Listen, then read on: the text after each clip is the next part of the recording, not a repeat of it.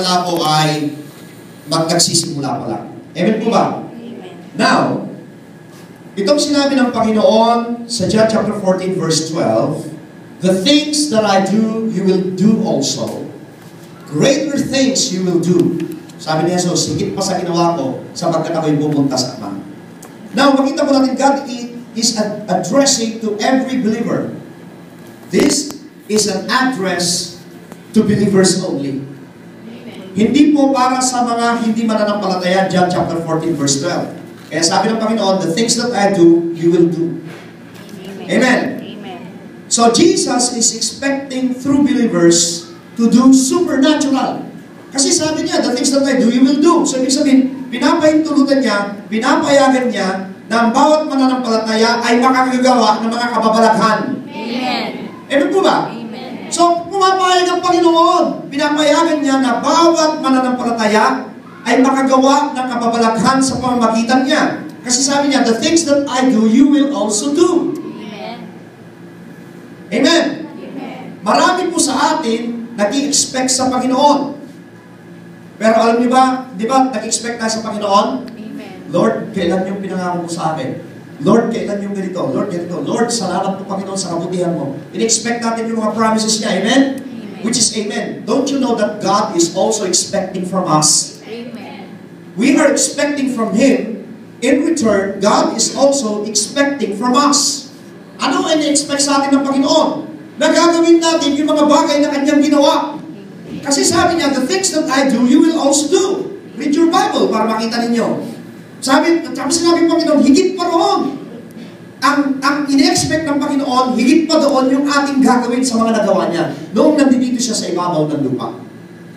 So tama po si Creflo Dollar nung sabihin niya tayo ay little Jesuses. Isa lamang ang hindi natin kayang gawin. Yung bayaran ng kasalanan, kasi si Jesus lamang ang makakagawa nun. Pero kaya natin gawin yung kanyang ginawa kasi kinumisyon niya tayo na sabi niya, "Gawin ninyo yung mga ginawa ko." Amen. Amen po ba? Amen. Namoy katabi mo, sabi mo, "Gusto mo ba ng himala?" Tanungin mo, "Gusto mo ba ng himala?" Amen. Amen. You got it, sister. Amen po ba? Amen.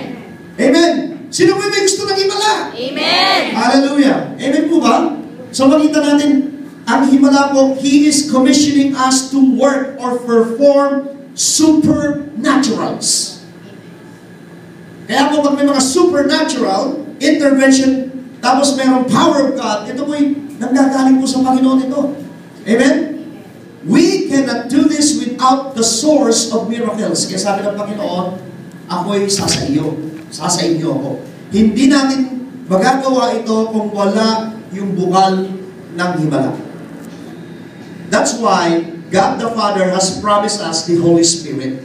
This is the source of miracles. The source of miracles is the Holy Spirit. Kaya sinabi niya, doon sa Luke, yung last chapter ng Luke, itinuro ko ito noong Friday, "Tarry and wait in Jerusalem. Wait until the Father will give you the helper," or His promise, which is the Holy Spirit. "It will endure you power." Amen. Basahin natin yung Acts 1:8. Amen. Acts chapter 1 verse 8. John, pagkatapos Acts. Acts chapter 1 verse 8. Ito po ang sabi dito. Acts chapter 1 verse 8. "But you shall receive power when the Holy Spirit has come upon you." So God is expecting us to perform miracles, but God also is instructing us that the Holy Spirit must come upon us. Kung wala po yung Holy Spirit, wala pong power. Amen. Alam po ninyo, kaya tinatawag tayong full gospel, naniniwala po tayo sa Trinity. God the Father, this is another person. God the Son, another person. God the Holy Spirit. Amen. Tatlong persona po ng Diyos, iba't iba yung function nila. Amen po ba? Ngayon makikita po natin dito, sabi ng aming Panginoong Jesus, "Magantay kayo sa Jerusalem." Sabi niya sa last chapter ng Luke. Amen po ba? "And wait until the promise of my Father will come." Dito naman sa Acts chapter 1 verse 8, sinasabi niya, kapag dumating na yung banal na Espiritu, at ito'y mananahan sa inyo, magkakaroon na kayo ng kapangyarihan. Kaya pala sinabi niya na yung mga bagay na nagawa ko, magagawa din ninyo. Mapalad po tayo. Bakit? Kasi po tayo ay natubos na sa krus ng Kalbaryo, kaya po tayo ay sisidlan na ng Panginoon. Amen.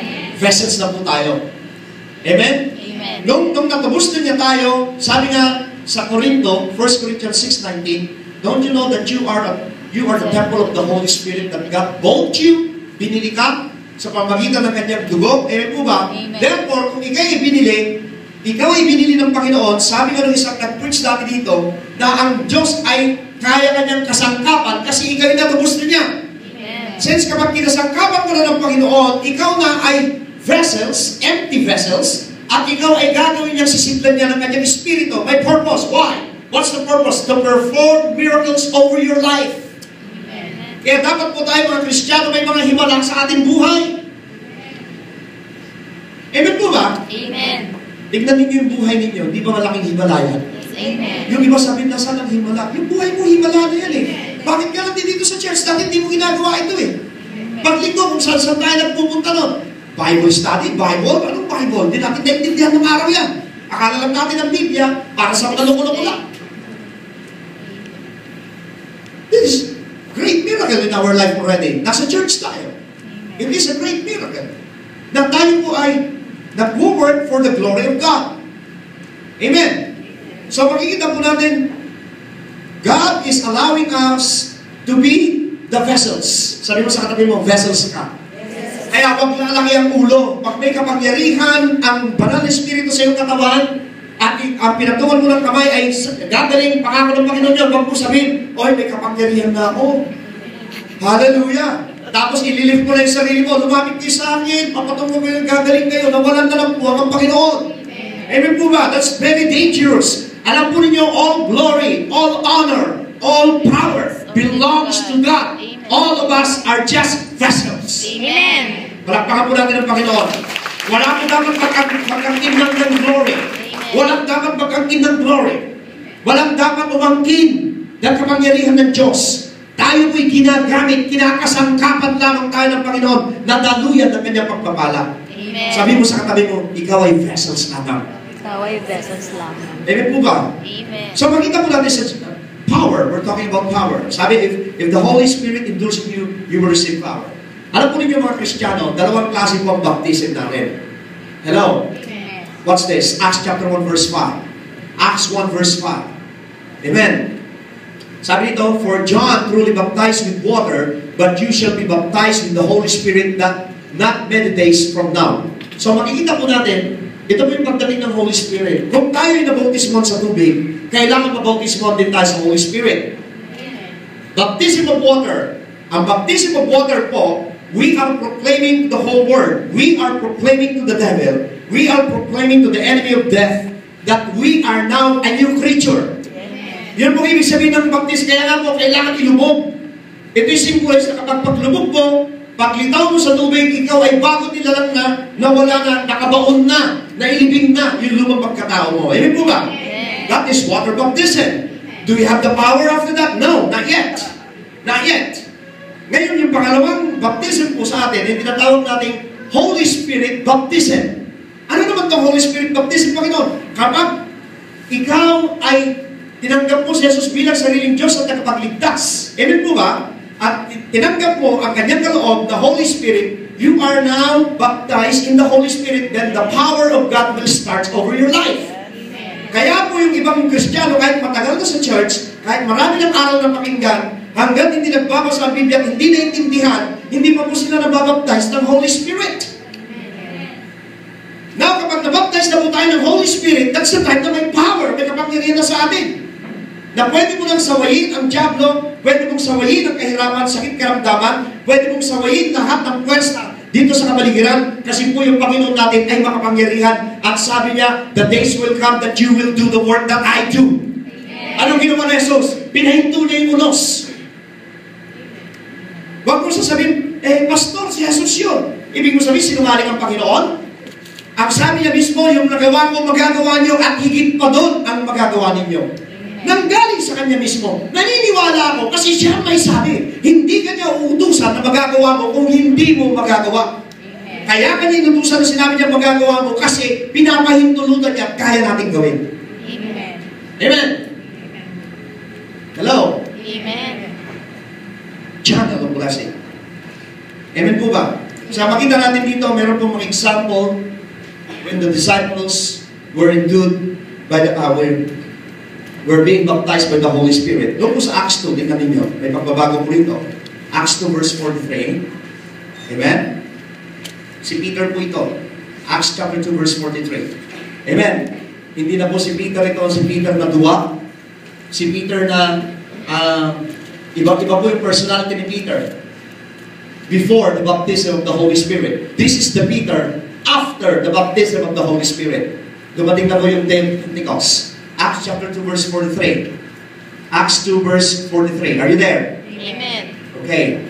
Then fear came upon every soul, and many wonders and signs were done to the apostles. Hallelujah! Marami raw himala na nangyari nung dumating ang Banal na Espiritu sa mga apostol. Now, all who believed were together and had all things in common. So makikita po natin, if we will jump to Acts chapter 5, tumalo po sa Acts 5. Acts 5, verse 40 to 16. Para ito po, pinapakita po sa inyo yung pagkakaiba nung dumating yung Holy Spirit. Acts 5, 40 to 16. And believers were increasingly added to the Lord. Hello? Amen. Minsan nga po, tinatanong ko ang church eh. Sabi ko, Lord, kailangan mag-manifest ang Holy Spirit mo dito sa church. Kasi dapat maraming believers na naiyaan dito sa church. Amen? Nakalagay dito, believers were increasingly added to the Lord, multitudes of both men and women. So they brought the sick out into the streets and laid them on beds and couches, that at least the shadow of Peter passing might fall on some of them. So makita po natin, anino pa lang ni Peter, kasi puspos siya ng Banal na Espiritu, ang dami pong gumagaling. Anino pa lang ni Peter, ang daming gumagaling. Amen po ba? So makita po natin, if the Holy Spirit works within us, anino pa lang natin, marami pong gagaling. Yung presensya ng Holy Spirit sa atin at presensya natin sa isang lugar ay makita po natin na nandun po yung work of the Holy Spirit. Mga kapatid, you need to get this morning. Kailangan magkaroon ngayon ng kapangyarihan. Huwag kayong pamayag na lagi kayong binibiktima ng kaaway. Meron nga pong illustration. Ang diablo daw, pag nakaupo tayo, gusto-gusto niya tayong katabi. Didikit yan. Amen? Amen? Ngayon, para medyo sumikip, pagtatawag pa siya ng isang demonyo, kung kanito, para sumikot, gaganunin ka niyan. Amen? Amen? Eh ngayon, nandito ka na. Eh, nakaupo ka pa rin, meron ka pa rin puwag. Tatawag na naman yung isa. Hindi ka pa. Uupo na naman yung isa. Gaganunin ka niyan. Amen po ba? Ngayon, kapag nasa dulo ka na ng upuan, ganyan ka na, kasi pala yung bump sa'yo, nasa dulo ka na ng upuan, tatawag pa yan ng isa. Sige, uli dito. Sa dulo, boom! Hanggang sa malaglag ka. Amen po ba? Pag ikaw ay nalaglag, kapatid, problema. Kaya po maraming Kristiyano natutumba. Hindi nyo alam ang panghihina unti-unti.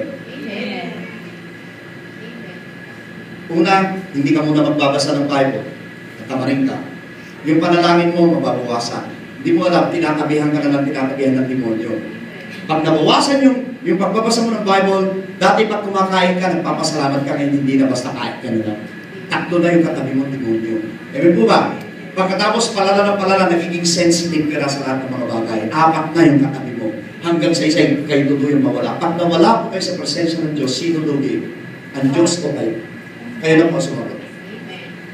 Pag nawala tayo sa presensya ng Panginoon, sino lugi? Tayo. Hello?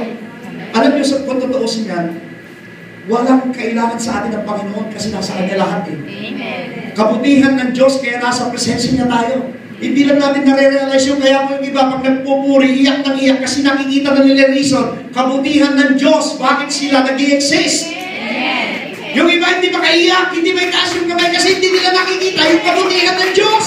Amen. At nakikita lang nila yung kabutihan ng sarili nila. We don't see the goodness of God. ourselves. Amen po ba? But if we will see the goodness of God, we can cry and we can lift up our hands and sabi natin, Lord, napakabuti mo sa akin. Amen po ba? Amen. Because we are the vessels of the Holy Spirit. Alam po ba ninyo, sa pribileyo na maglingkod kayo sa Panginoon. Privilege na tumayo kayo dyan sa pulpitong yan. Privilege na mag-exhort kayo ng tithes and offering. Privilege na kayo mag-officiate na Santa Cena.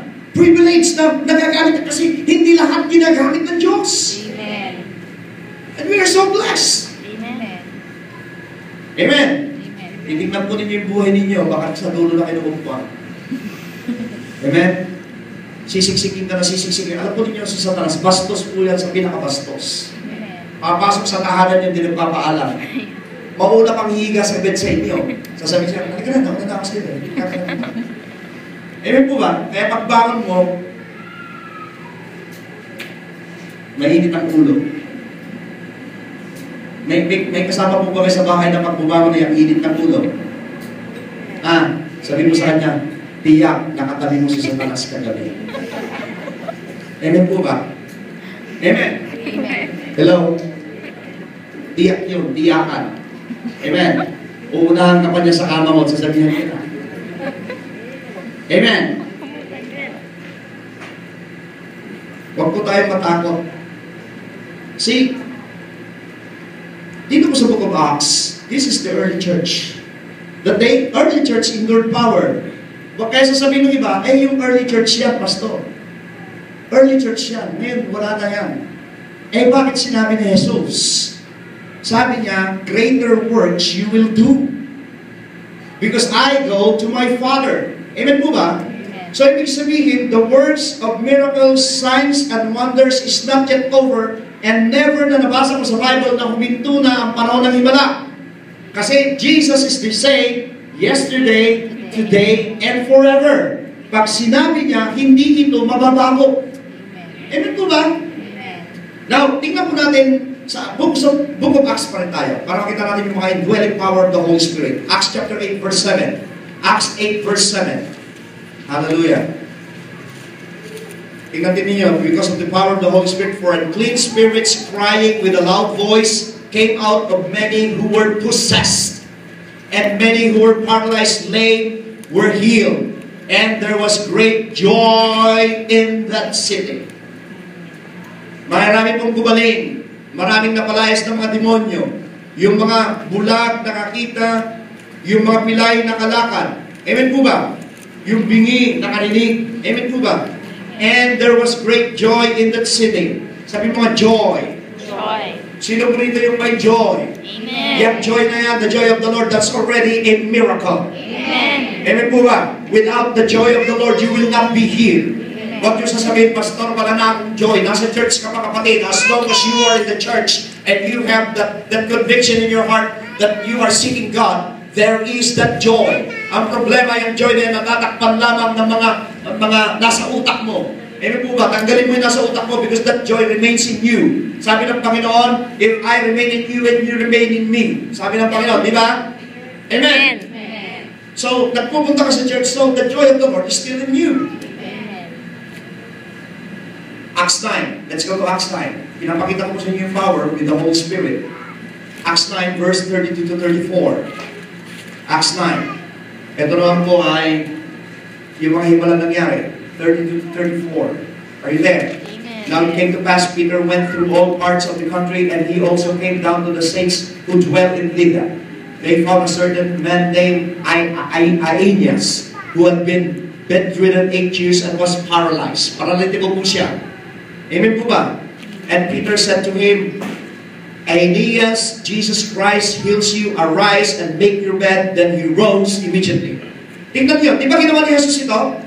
Yung ginawa ni Peter na yon, ginawa ni Jesus. Nung nagpagaling siya ng paralitiko, sabi ni Jesus sa kanya, tumayo ka. Amen po ba? At ikaw lumakad. Ganyan din ang sabi ni Peter dito, arise and walk.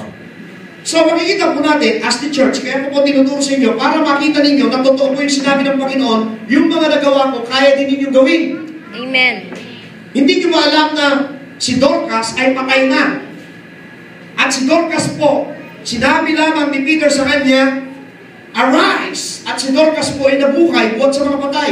Ginawa ni Jesus yung kay Lazarus. Amen. Ginawa din ni Peter. So, ibig sabihin, yung pangako ng Diyos na sabi niya, yung mga nagawa ko, magagawa din ninyo. Bakit nagawa ni Peter? Kasi naintindihan ni Peter na may kapangyarihan siya ng Holy Spirit. Brothers and sisters, if you will understand this morning that the Holy Spirit is dwelling in you and you are vessels of God, whatever miracles you want over your life, it will be done. It is in accordance to the will of God. And you can command, mauutusan mo yan, at masasabi mo, ikaw ay lumayas sa pangalan ni Jesus. Amen po ba? Amen. Ito pinakita ni Peter, si Saul. Si Saul po na, si Saul ay killer. Maraming persecution. Noong tinanggap niya si Jesus, nagkaroon ng conversion. Nabaptize siya ng Holy Spirit. Tingnan ninyo, may miracle na nangyari agad kay Saul. Ginamit siya ng Panginoon. Acts chapter 14. Go to Acts 14. Para makita nito, kamu-convert lamang ni Saul. Acts chapter 14, verse 8 and 10. Hallelujah. Verse 8. And in Lystra, a certain man without strength in his feet was sitting and crippled from his mother's womb. Amen po ba? Who had never walked, this was heard Paul speaking. Paul, si Pablo na po, yung killer. Amen po ba? Na born again. Yung nagpo-persecute ng Christians. Paul observing him intently and seeing that he had faith to be healed. Nakita ni Paul na meron pananampalataya ang tao nito. So he said with a loud voice, stand up, straight on your feet, and he leaped and walked. Sabi ni Paul sa kanya, tumayo ka, at ikaw ay lumakad, straight up your feet. At itong tao ito ay nakalakad. Namimili ba ang Diyos ng kanyang gagamitin? Hindi. As long as we are willing at naiintindihan tayo na tayo vessels, then makikita natin walang imposible Panginoon. Amen. Why I am teaching this? We are now at the end days. Hindi nyo ba alam na mundo yung pasama ng pasama? Amen. Tingnan mo na naman, kapapasok pa lang ng 2013, meron ng bagyong Bibi. Ang inatake dito sa may dito sa may bandang, kahapon nakikita ko nasa Bicol na siya, somewhere part ng Bisaya. Amen po ba? At ang tao po'y pasama na pasama. Look at the internet nowadays. Napakasama na po. Amen po ba? Now, dito po sa earth na to, magpapatuloy ang kahirapan, magpapatuloy ang persecution, but be of good cheer because Jesus is in us. While we are here, we have the power. Kaya, sabi nga ng Panginoon, the greater things you will do. Gusto niyo man ang himala sa buhay niyo? Amen. You can do it with the help of Christ. Ano po ba? Amen. Kaya pala sinabi sa Philippians 4:13, I can do anything through Christ who strengthens me. Kaya pala sinabi ni Pablo, I can do anything. I can do anything through Christ. Pag nasa atin si Kristo, because we are empty vessels, we can do anything and nothing is impossible for us. Amen. Amen. I can do anything. Dapat po may pananampalataya kayo that you can do anything. Without faith, it is impossible to please God. Amen. Now, if you had faith but you don't have work, it is still impossible with God. Amen. Kasi according to James chapter 2 verse 20, faith without work is dead. Amen. Amen po ba? Tama na magkaroon ka ng pananampalataya, ngunit ang pananampalataya na walang gawa ay patay pa rin. Amen. So, kailangan yung pananampalataya mo, lakapan mo ng gawa. Pag sinabi ng Panginoon, you can command those forces of evil to get out, dapat gagawa mo ng action, sabi mo sa pangalan ni Jesus, lumayas ka. Kahirapan, sakit, karamdaman, mas mag-espiritu, lumayas ka sa pangalan ni Jesus. Amen po ba? Amen.